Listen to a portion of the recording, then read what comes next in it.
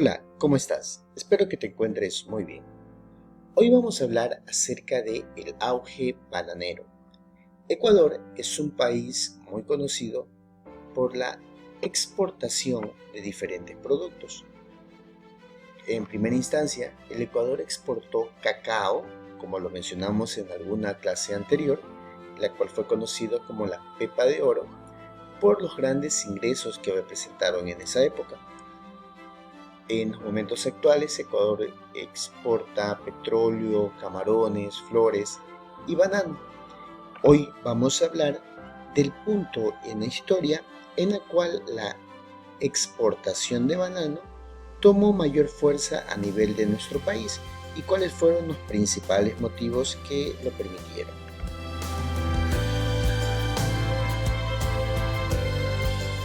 En este auge bananero, cabe resaltar algunos datos importantes. Este se dio al final de la década de 1940, producto de que Estados Unidos y Europa empezaron a requerir mayor producción por parte de los países sudamericanos, entre ellos Ecuador. Esto orilló o motivó a que el Estado implementara políticas que fomentaran la producción, es decir, en vista de que Europa y Estados Unidos requerían mayor cantidad de banano, el Estado se preocupó mucho para que Ecuador produjera este fruto. Es decir, aprovechó la situación. Algunos elementos que permitieron este aumento de la necesidad de parte de Ecuador fueron los siguientes.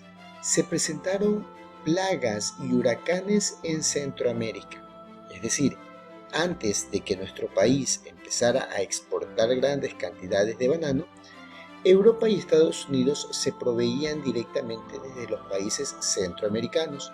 Sin embargo, a finales de la década de los 40, las plagas y huracanes atacaron fuertemente a los países de Centroamérica, por lo cual no pudieron producir las cantidades de banano que requerían los países antes mencionados.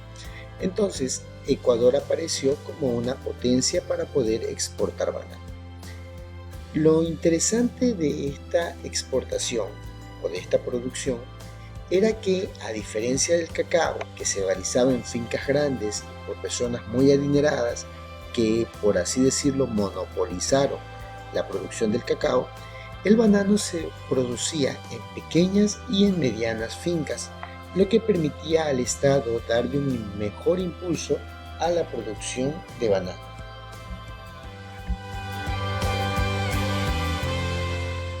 Los elementos importantes o las consecuencias importantes de esta producción fueron vinculación del Ecuador al mercado internacional, lo que generó que Ecuador ya no dependiera solamente de lo que se vendía a nivel interno, sino que le permitió adquirir clientes, adquirir mercado a nivel internacional.